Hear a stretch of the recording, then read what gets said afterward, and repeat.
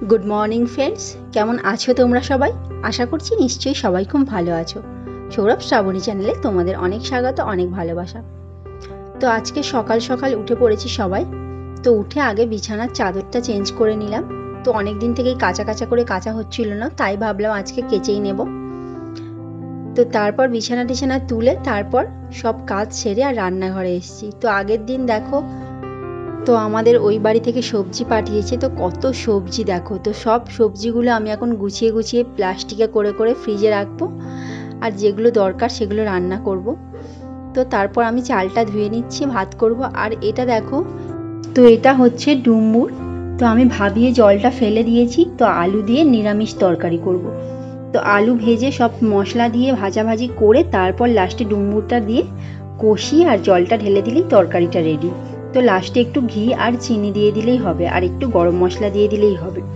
तो ये निरामिष तरकारिटा दिए रुटी खेतेও भालो लागे और भात खेतेও भालो लागे। तो तोमरा अनेकेई निश्चयई डुम्बुर खाओ और अनेके हयतो खाओ ना बा जानोও ना। और तारपर काटापोना माछ निये एसेछिलो। तो এই মাছটার ঝোল করব সবজি দিয়ে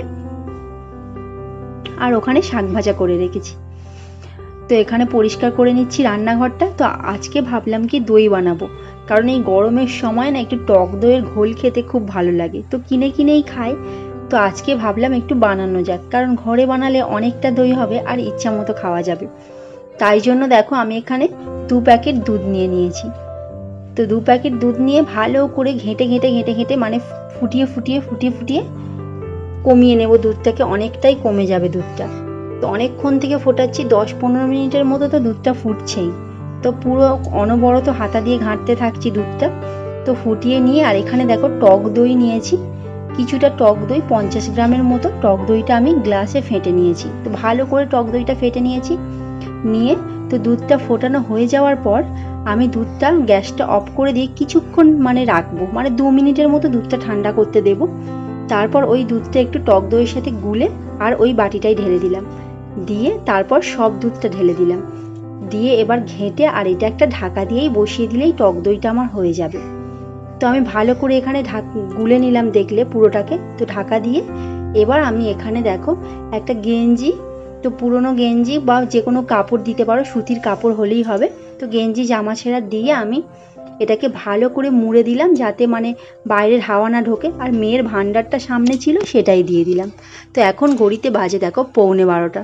তো ভান্ডারটা যেহেতু ভারী তাই জন্য ওটাই দিলাম। তো তারপর আমি 6:30টার সময় দেখছি, মানে ঘুম থেকে উঠে সন্ধেবেলা আমি দেখি দইটা হয়েছে কিনা। তো সন্ধেবেলা এসে আমি খুলে দেখছি দইটা কতটা কি হয়েছে।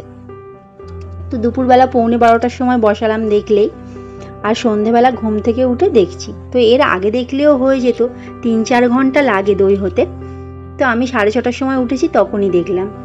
তো দেখো বন্ধুরা দইটা কত সুন্দর হয়েছে। তো আমি নিজেও ভাবতে পারছি না যে এত সুন্দর দই বসাতে পেরেছি। পুরো মানে সলিড দইটা বসেছে, মানে একটুও জল নেই। দেখো পুরো দইটা সলিড, কত সুন্দর হয়েছে টক দইটা।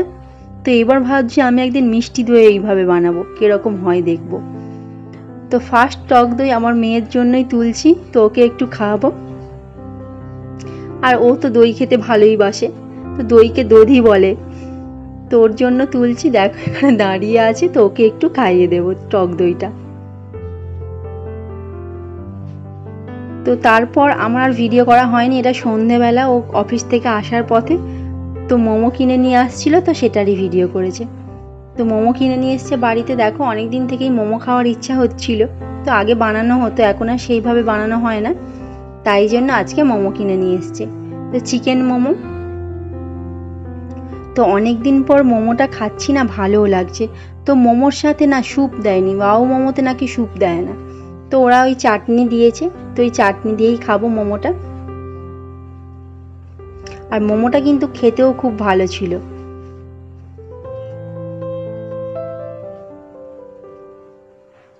তো মোমো খাওয়ার আশাটা মিটলো অনেক দিন পর। অনেক দিন থেকেই মোমো খাওয়ার ইচ্ছা হচ্ছিল, তো সেইভাবে করাও হয় না আর খাওয়াও হচ্ছিল না।